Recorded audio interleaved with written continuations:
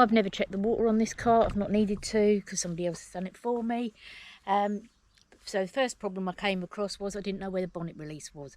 So I found the bonnet release. Now I know if I get stuck and I'm out, I know where it is. I haven't got to shuffle and try and find it in all the chaos of breaking down. Know where the bonnet release is. I've released it. So first things first, hood up. This one has actually got to stay up. Most of them have a bar that you put up. This one just stays up on its own, which is great. So we're going to start with doing the washer bottle. In there you want to have enough water to be able to wash your windscreens. On this one, here's my washer bottle. I don't know if it's been checked. It's got a filter. I'm going to get some water and top that up ready for the winter. And it helps as well cleaning fluid in there. You have got water washer, wiper, fluids, but if you haven't got that at home, you can just use a tiny bit of washing up liquid. Not a lot, because you don't want it to be bubbles all over the place. Do you remember David Bellamy? Bubbles. But yeah, you don't want there to be bubbles all over the place, but a tiny bit of washing up liquid won't hurt. Okay, so first things first, screen wash fluid in the screen wash canister.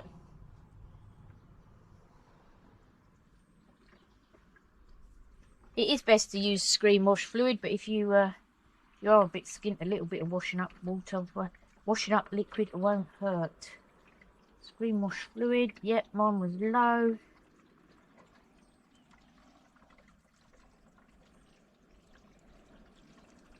Top up your screen wash fluid. Most of them on the top, well, actually all of them on the top of the bottle that does the screen wash has got a symbol of a windscreen and the jets for where it comes out. So it's literally a curve and the jets that come out with the water. So that is your screen wash fluid. When you're doing that as well, let's pop this down. I know mine are okay, but a pin, just a pin from your sewing kit. There is 2 jets that you can clear out. There's 2 jets from where your windscreen wipers that you can clear out. They do clog up, and it is tiny, so you just pop that in there, the pin, take it out, and clear those. Get them clear, ready for the winter. So that's your screen washers. Next, check your wiper blades. You don't want to have perished wiper blades, not in the winter months. They perish really quickly in Spain due to the heat. England, you don't have that problem, but check your wiper blades, so that making sure that they're nice and they're not brittle. You don't want the rubbers falling off. So they want to be nice and rubbery. They want to be very rubbery and not brittle rubber. So rubbery, girls, remember, rubbery. And they want to sit nice and flush against the screen. Okay, so get them sorted out. That'll be your wiper blades good, and your washer bottle good. You do need to ensure that your wing mirrors are nice and clear, so you've got to make sure you've got your de-icer for scraping those, but it's good to clean the occasionally. I know you might be busy doing your makeup in the centre mirror, but don't forget about these mirrors. Don't forget about these. Good to give them a clean. Make sure they're in non-fogged, in good condition.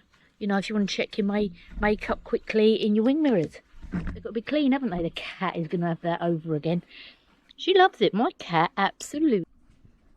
Going under the tripod. Yeah, what you doing? What you doing, cat? So today she's my auto cat. Get them headlights clean. Get them clean. So you want to do your headlights. You want to do an all-round check on your lights. Make sure all your lights are working. Both your brake lights, your hazard lights, your headlights, your side lights, your indicators. Don't forget to use them. They don't seem to use them in Spain at all. They seem to be oblivious to indicators. But get all your lights checked. Carry a box of spares. You know, if someone pulls you over, tries to pull you over on the side of the road, say your light's out, don't pull over. I wouldn't pull over if I was in England if someone was trying to tell me my light's out. I wouldn't. I would drive somewhere safe. I would drive to the garage forecourt, and put the bulb in, or at least wait until I got home, because I wouldn't be pulling over on the road in England. So another check. Let's check our battery terminals. That is another check that I would do for the winter. I'd actually do it most of the year to make sure it's okay. Battery terminals need to be nice and clean, and they need to be tight. Okay, so clean, tight battery terminals, especially for them cold starts. A lot of the time a battery will be, dare I say the word, knackered, if it's going from extreme temperatures, extreme heat or extreme cold. And if it's going to fail, it's going to fail on you on a cold morning, because it just takes more ampage to start the car on a cold morning for some reason. So check your battery terminals. Make sure they're good for the winter. Right, what else have we got here? And what we got under here? I'm pretty certain this is probably the fuse box. Let's have a look. Here we go, fuse box. Ladies, if you've never been inside the fuse box on your car, at least know where it is. At least know where it is, because there's my fuse box. And from here I can tell what type of fuses I've got. Some of the older cars are going to have a different type of fuse to this. Make sure you've got spares. Got spares and you're at the side of the road, you can just swap them out. Okay, that might get you started, and that might get you home and get you out of danger. So have spares of your type of fuse. It will tell you in your handbook what fuses to use, and don't put fuses in that are higher rating than what is actually supposed to be in there. So check your fuse box compartments all nice. My engine is cold and my car is on a flat surface. My car is not on the piss, not on the side, not on a hill, it's not on a slope. My car is on a flat surface. Do I know where well, here it is, I found it luckily. The dipstick is. Dipstick for your engine oil. Can I actually get it out? Never been under the bonnet of this car. Usually they're quite easy to pull out. Why is this one so hard? I don't know. That's where the oil goes anyway. So that would be, the oil is going to have a little oil. This is your symbol for topping up your engine oil.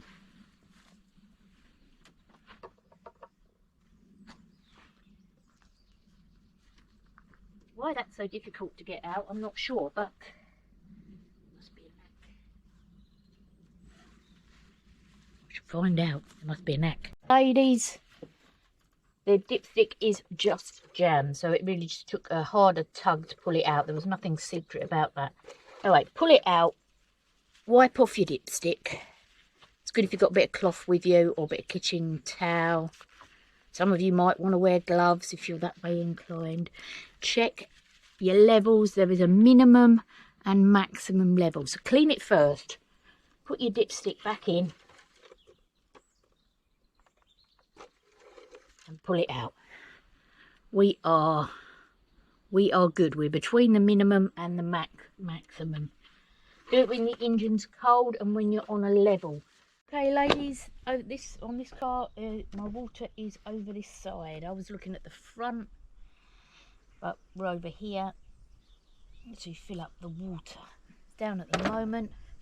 I have got, you definitely want antifreeze for the winter. Oh, this is a bit tight, isn't it? Okay, so for me this is good because it's a pre-winter check. Not that it gets cold. Well, I say it don't get cold in Spain. It does get down to -6 where I live. So we've got a pre-winter check. You're probably already into winter. Fill up your water.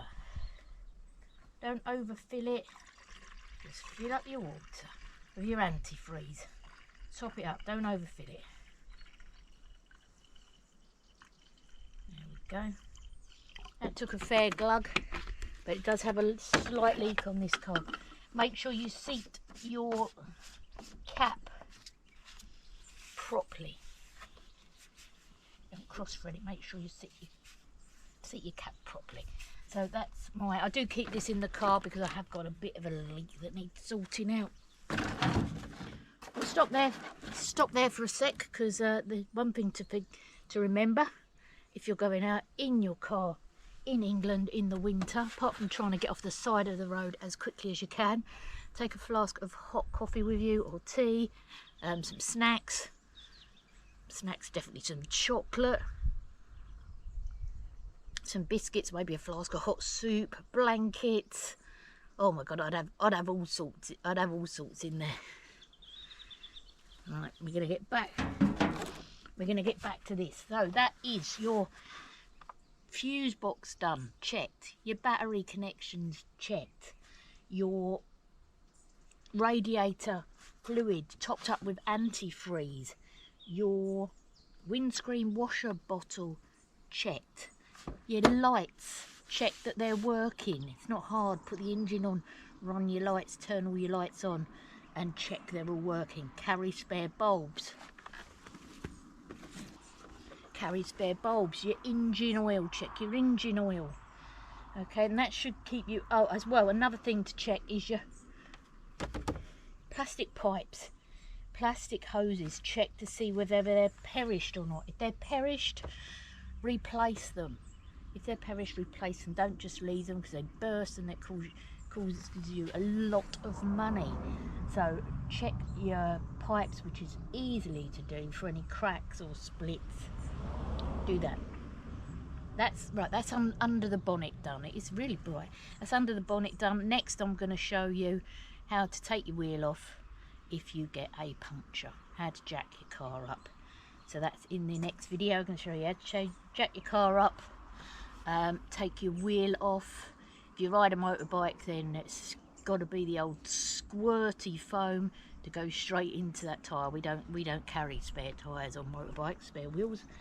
But it also is very handy if you don't want to get into changing your wheel. You know, get some tyre weld, squirt it in. Not all tyres can take it. Do check in your manual, but it's about 10 quid. And if I didn't have to take the wheel off at the side of the road to get back on the road, and I had my tyre weld with me, and it wasn't going to damage my type of tyres, I wouldn't be bothering to change the wheel. I'd just be squirting that stuff in, get back on the road as soon as I could. But if I had to change the wheel, I know I can do it, and I'm going to show you ladies how to do that in just a moment. In my own garden, so I've not got flat tyre. You missed it a minute ago because I was sitting here, the black cat came across the thing and knocked this down. This does stand up on its own. Right, so imagine for a minute that I've broken down at the side of the road. I want to know where everything is to make my life easier, to make it quicker. I've not changed the wheel on this car before, so it's good for me to change the wheel on this car, because I'll know where the hazard signs are, because you have to have your hazard sign out. I don't know about the regulations in England, but we are changing over in Spain, not using the hazard sign, but we are using a orange flashing light with GPS that gives them the location of where you are. That legislation is coming in soon, so I need to get myself 1 or 2 of those. We also have to carry enough high-vis jackets for each passenger and the driver. So have I got them in this car? Bet your life I probably haven't, but I haven't checked, and they're probably in the other car. But so need your triangle, need your light, need your high vises. If you're in Spain, need a high vis. You might need a high vis in England. Do you know what? If you've got one, just put it in the car anyway, because it is handy if you're at the side of the road and it's dark. Here comes the cat. Let's see if I can get there. Ooh, pretty cat. She's a bit of a porky lump. It's the cat. Right, she's off. So First thing you do if you have a flat tyre or you get a puncture is get yourself safe off the road. You don't want to be sat on the all important thing is get yourself safe. Right, okay, what I carry in my car is I carry a small toolkit. Yes, I have got a foot pump. I don't have an air compressor in here. You might want to get one of them air compressors that you just blow up from the cigarette lighter. You should have one of those, really. I have got my high-vis jackets in my car. I have also got, I shall hold the name on it, I have got the tyre inflator foam. Because if I want to get off the road quickly and I haven't got to change the wheel, I'm sticking that stuff in it. Okay, so tyre inflator foam. What else have I got? I've got ratchet straps, tie wraps, just because I'm one of them girls that would carry tie wraps with her. I've also got a set of jump leads. Because if you want someone to jump your car, they might not have the leads, but if you've got them in your car, even if you don't know what to do with them, hopefully someone will know and they'll help you with that. I'll do another video on that for you girls. Tell you a little story. Don't guarantee that the man that turns up knows how to put the jump leads on your car. I was at college back when I was doing electrical, and someone came into the classroom and said, has anyone got any jump leads in their car? And I was like, I've got a set jump leads in my car. So I went to their car with them. I allowed him to do it himself, only a young lad. Luckily I did have a leather jacket with me because he put them on cross polarity, and the smoke that came off of the cables was quite intense, but luckily threw the leather jacket over them. It was the only thing thick enough, and ripped them off.